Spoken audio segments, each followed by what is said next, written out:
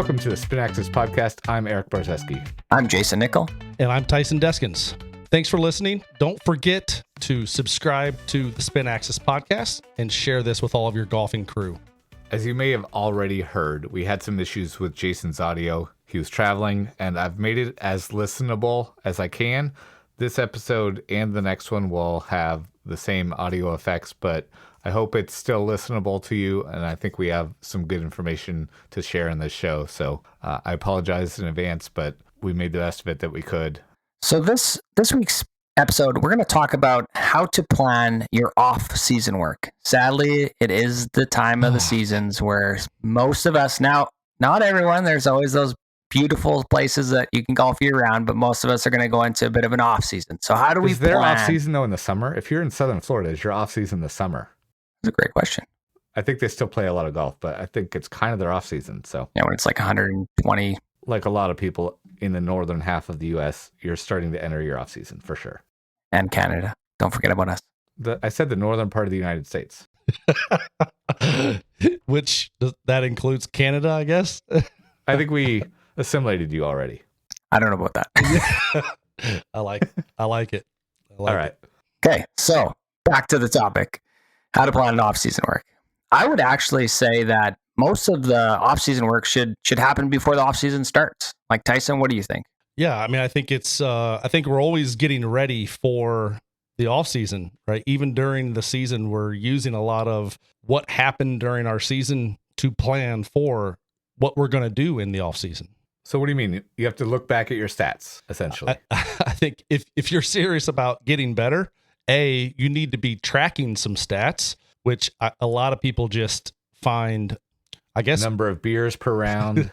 Number of hot dogs at the turn. How many putts? Amount of bets won. Right? Yeah. No, actual stats. Yeah, we know what those are. Actual stats. I think we got to keep those in order for you and your coach to build the best plan. You've got to have something for your coach to go off of. I think then it starts with, all right, let's go through a pretty solid evaluation. All right, where are you currently? And based off of those stats, where do you want to go? Yeah. Yeah, love it. How about you, Erik? Yeah, and it's important when looking at those stats to understand that the gaps between one skill level and another. So if you're a 6 handicap and you want to become a scratch, that doesn't mean, or let's make it easier. If you're an 8 handicapper and you want to become a scratch, that's a big jump. But let's just say you're looking at it and you're losing 2 strokes in driving, 2 strokes in approach, 2 strokes in short game, and 2 strokes in putting. That doesn't mean you have a well-rounded game. That means your putting is terrible, your short game is not good at all, and you're actually decent off the tee and approach shots, because off the tee and approach shots should be, on average, if you're well-rounded, if you don't have a glaring weakness, about 2/3 of your strokes lost. You should be losing 5.5 shots out of your 8 off the tee and approach shots in the full swing. If you are losing a quarter of your shots or half your shots short game and putting or a quarter of your shots putting, those are glaring weaknesses. And those are ripe for taking off some shots pretty quickly. Generally speaking, unless you have some physical ailment or something like that that prevents you from hitting the ball far enough to gain a lot of strokes off the tee or some other things like that, then you should be, the stats are not all evenly spaced. They shouldn't be like that. So it's important to look at your stats in the right way. If you play a home course that has a ton of fairway bunkers, that's going to throw your stats up. If you play a home course where your greens are massive, your greens and regulation stats are going to be high and your putting stats are going to be worse, that doesn't mean you're good at approach shots and terrible at putting. It just means you have more 80-foot putts that count as a green in regulation than most people do. So it's important to consider some of those specific things when building your plan, but definitely look at your stats before you build an off-season plan. From there, where do you go, Jayson? Yeah, same thing. I mean, first things first is knowing where your weaknesses are. Like just talked about, if you have big greens, what's your average approach to the pin, right? Is it 80 feet? Okay, yeah. Like Erik said, you're going to be 3-putting of those. And strokes gained should help with that. Like you might hit, let's say 12 greens in regulation, but your approach might be bad because guess what? You're hitting it to 50 feet every time. That's not good. Driving and irons most of the time is where higher handicaps are going to cut massive amounts off your handicap. Lower your scores. Can you get the ball in play as far as you can? And then can you hit more greens in regulation, even if it's those are the biggest gains that you make. You can make faster gains short game and putting in season, but bigger gains are made in the off season with the full swing. Agreed? Yeah. And one of my favorite quotes, and I really should Google this, I think I might have said it before, was your drive and your iron are going to dictate how high you score, and your wedges and your putter are going to dictate how low you can score. So when you get somewhere around that, like, 6-4-2 handicap, if you have no glaring weakness, it's probably your wedge, short game, and your putting that is stopping you from shooting in the pars or better consistently. So and what do you need to work on? You need to find out what that is. And then for me, I like most of my better players to journal their rounds. I want to know what are causing your bad shots, because again, strokes gain is going to go like, oh yeah, you're not hitting it close enough to the pin. Why is that? Because it doesn't know what your intent was. It doesn't know that the wind was into you and you forgot about the wind, or you hit it a little bit off the toe. It doesn't care what that was. It's just going to say you were 40 feet from that pin from 100 yards out. Well, that's terrible. And if you don't know what it is, again, what you need to work on, you're just going to bang your head doing the same thing over and over and over again. Yeah. So once you decide what you need to do with your full swing, let's assume you're going to work on your full swing. You're going to work on short game and putting a little bit here and there.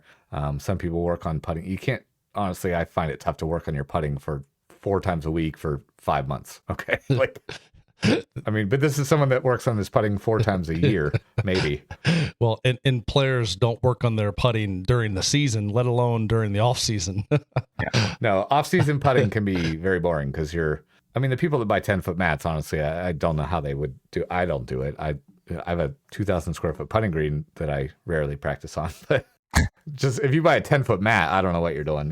Sure, you're going to practice 3-footers for 7 minutes one time and then you're bored. But okay, so mostly the full swing. I think we all kind of agree with a lot of your work is going to be there. Winter can be a great time, I think, or off season can be a great time to put into effect a larger change. It may not be an overhaul. It might just be something that, if you're used to squaring the face up one way and you want to learn the better way to do it, you don't want to play golf that way immediately because maybe every ball goes left for like a month and stuff like that. So winter can be a great time to remove the pressure of having to score and not lose your Pro V1 and not worry about how far it goes and not worry about what direction it goes and trust that it will get there in the end.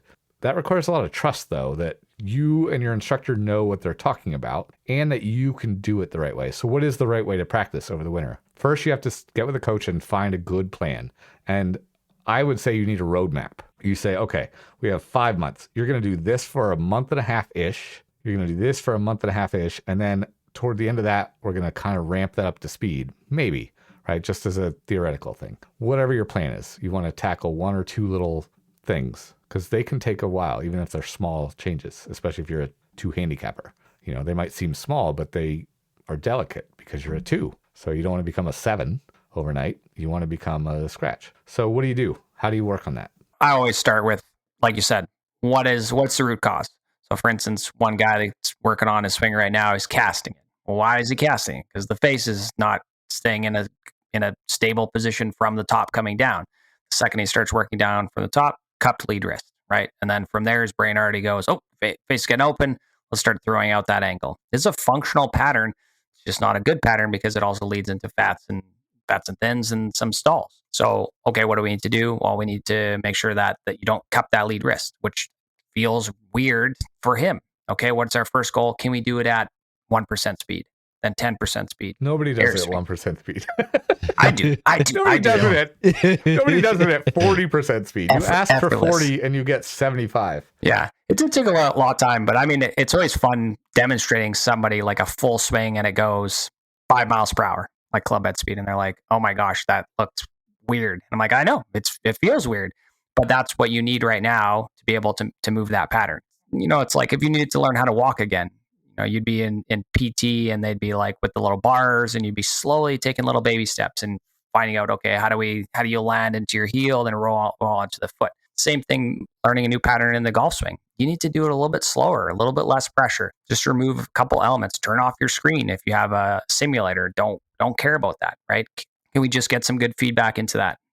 Watch yourself on a... In a lot of ways, I think simulators, people build their own home simulators and stuff. I think they're almost terrible for practicing. I think it's in some ways, they're great for practicing if you can do them the right way, use them the right way. They're terrible though, because the temptation to see how far you hit the ball and to play golf and to care about what the shot shape was and all that stuff is right there all the time. Totally The agree. good practicers can just turn off the stuff that they don't care about or not care that the 7-iron they just hit went 120 because that's the speed they're at right then. They know they have 170 in the tank, but they're fine hitting it 110 right now. But the temptation is there, especially if you don't own the sim and you're paying to go use it. It's really tough to practice at a sim the right way.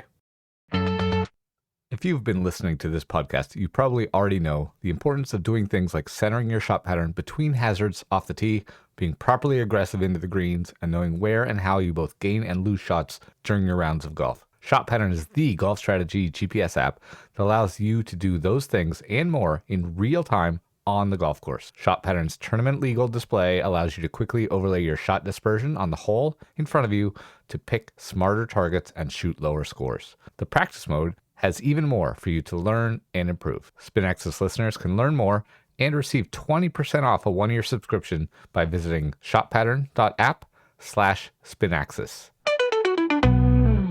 Yeah. I did a quick little video of how to hit a golf ball on a driving range so you can go collect all the golf balls in the bucket. And the guy that I was just chatting with, he's like, that's amazing. I would have never thought to do that. He's like, I just live like 2 blocks from here, but yeah, I could come here. I could hit 400 golf balls like that. Yep. For sure you could. And you can work on that and you can change that big pattern that you need to without spending $150 every time you come to the driving range to try and, hit golf balls 20, 25 feet or whatever. Yep. And I always say, I think the roadmap and whatever you're trying to build, I think it has to be measurable, right? And I'll tell you, I literally just did one of these today with one of my high school kids, just played in the state tournament. They're already in here wanting to build a plan for next year, right? They're going to be a senior in high school. So I got force plate data, I got TrackMan data, I got hack motion data, I got 3D data. We really didn't talk about what needs to happen yet. I just got all the data, so I then can look at it and start to build that roadmap for the player over the coming weeks to get their off season started. Then you can start to actually see, are you getting better or are you not getting better? Because we have all of the data recorded from the very beginning. Smart. I like it. The temptation to jump ahead, though. I have a sign in my academy that talks about how, Oh man, I've used this a bunch. You don't have to be motivated. Motivation comes and goes. It's tough you can't be motivated for 5 months unless you're a freak in a good way, like super driven. Like I have no doubt that Tiger Woods, when he was 15, was super highly motivated. And if you said, this is going to take 6 months, he'd be like, all right, I'm in. But that's rare. That's incredibly rare. Yep. You don't have to be motivated every day. What you do have to be is disciplined. And that's what the sign in my academy says. Discipline will take you places that motivation can't dream of for most people. Even on days when you don't feel good, go in and put in some work because you might find something. You might advance yourself a little bit. If it's a bad practice session and you're not feeling it, chip and putt for a little while. Do something else, but put in some time. Still make yourself go, because when one day you don't feel like it, snowballs into 2, snowballs into 3, and then by then it's been a week and you haven't done any work. And then you go back. And discipline means go slow at first. It means do not try to hit your 7-iron 170 just because it's been a week that you've been working on stuff. You have 5 months. I tell my juniors, for my winter program, you don't have a meaningful round of golf probably for the next 5 months. So who gives a crap if you can't hit the ball for into mid-December because you're swinging slowly, you're making a change that's still foreign to you, and so on. So have the discipline. That's one of the biggest things to do, because if, let's say you have 2 things you kind of want to work on and you say, I have 5 months to do this. If you try to jump ahead to thing 2 and it's been 2 weeks, thing 1 is going to unravel. Thing 1 is going to fall apart. You might be able to do it at 70% speed, but it's when you have full attention and 70% speed. But if you try to jump ahead and be like, oh, those last 3 swings look good, I'm going to start working on piece 2 now. No, right? It's going to unravel in 3 days. You mean when they say, oh, I got it, they don't actually got it. Yeah, because they hit one shot good, Yes. or it looks good on video at 70% speed twice. Yeah. It's the hardest thing. It's the hardest thing.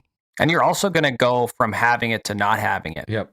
For like a couple sure. weeks. And like even myself, like there's been times I remember I made a funny video, but it was true. Like that happened that night where I was like, I figured it out. I found the feel that enables me to hit good golf shots. And I hit shots for like 10, 15 minutes. I wrote it down. I made like a little video message to myself. Here are my feels. Here's what I want. Packed them away, went to sleep, took 2 days off because of the weekend, didn't hit any balls, come back Monday, watch the video, hit some shots. Nope, it's not there.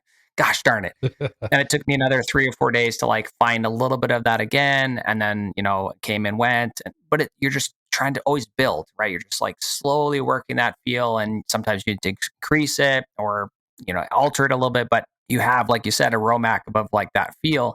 It's not going to click right away. Just like anything, like, like think about any other sport. Nothing clicked instantly. You never became like a high tier basketball player overnight. It was like weeks and months and years of practice. Same thing with hockey. Like, oh, you got the slap shot down? No, you don't have it down. Like and then the one timer? No, you don't have that down. You're going to whiff in a game. You know what I mean? But you practice and practice and practice to that one opportunity to do it in a game. And then all of a sudden you sort of half do it. The goalie doesn't catch it. And then you score. Awesome. You know what I mean? Golf's no different. You're going to have it. You're going to lose it. You're going to have it. You're going to lose it. But it's just the enjoyment of the journey of being disciplined, like Erik said, is going to be how you get through that off-season plan. I always say you have to embrace the suck, because there's just going to be times where you think you got it, like you said, Jayson. And when somebody tells me that, it's funny that you said what you said, because I always tell them, don't go to sleep, because as soon as you go to sleep, you're going to lose it, right? So you have to embrace the up and down that the journey of this whole thing is. It's not a concussion, guys. You can go to sleep. Sleeping is actually where you learn too. Your brain does a lot of processing there. It's the classic, as soon as we think we got it, man, we hope that thing lasts for as long as possible. Jokingly, we've talked about joking about sleep, but rest is in one of our notes. But rest during the session is important too. I have found that some of my best sessions are, and I've seen psychologists and stuff recommend this too, but take 5 minutes and try to do nothing. If you can kind of scroll on your phone and absentmindedly look at some memes or something like that, fine, maybe, but try to do almost nothing. Like, I'll do menial stuff, like I'll tidy up some things and do some stuff that you don't have to think about a lot. Whatever, just walk around, go get a drink of water, stuff like that. Just do stuff you don't have to think about. Somehow they've determined that when your brain is doing that, and I might get this backwards, it plays those actions in reverse, and then when you go to sleep, it plays them forward.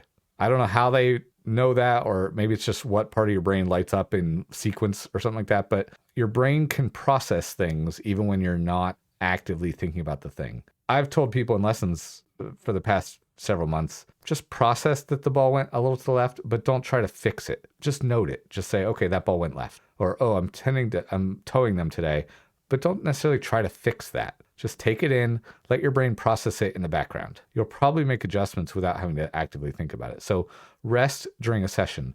What I would often do when I was having my big winter thing a while ago, I would hit 6 balls and then go kind of pick them up and like make a nice little pattern with them. I built like basically a big pyramid on the ground of like balls. So I'd make a big row on the bottom and then kind of build up the sides of the triangle. And it was stuff I didn't have to think about, but it took 2 minutes between hitting 6 balls, and it kind of let my brain just process and stuff like that.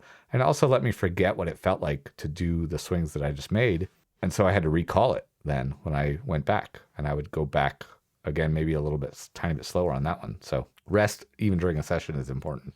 Yeah, absolutely. And I'll oftentimes just jump in and start talking to a player when I see them struggling, and you can see that they just need a break.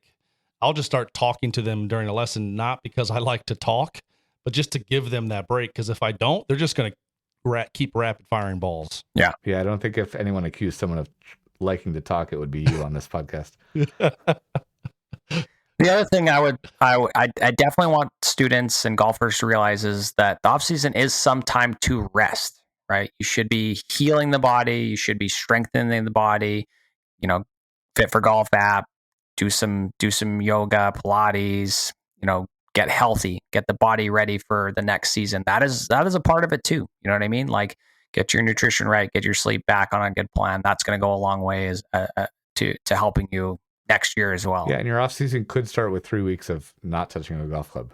If you have 5 months, 3 weeks isn't going to kill you. Okay, great episode. You guys have anything else to add? Nope. No.